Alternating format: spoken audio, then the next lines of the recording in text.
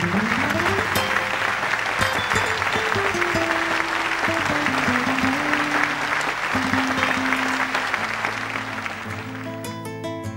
ne sto lì seduta assente, con un cappello sulla fronte, le cose strane che mi passano per la mente.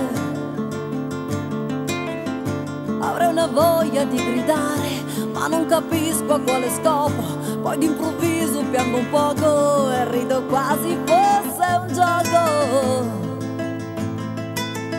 Se sento voci non rispondo, io vivo in uno strano mondo dove ci sono pochi problemi, dove la gente non ha schemi.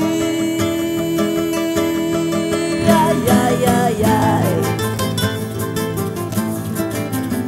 Non ho futuro né presente, io vivo adesso eternamente, e il mio passato ormai per me è distante.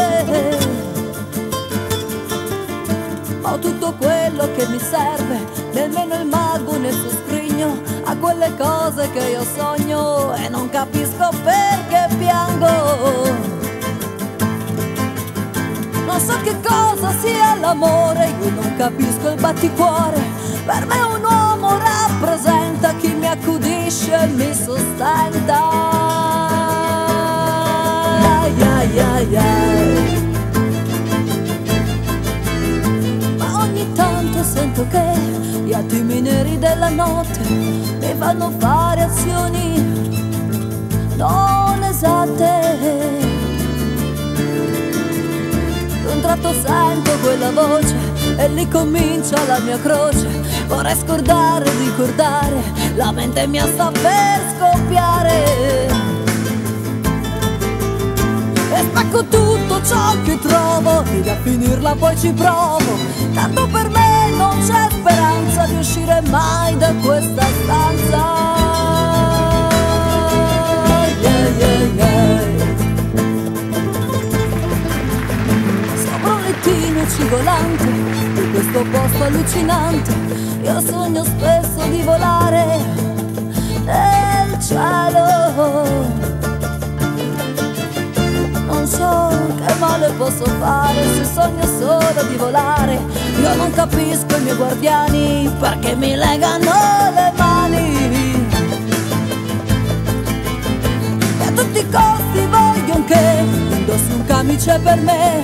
Le braccia indietro porto, stringo e a questo punto sempre piango. Ai ai ai ai. E oddio, che grande confusione e che magnifica visione. Un'ombra chiara mi attraversa la mente. Le mani forti adesso mordo e per un attimo ricordo che un tempo forse non lontano qualcuno mi diceva t'amo.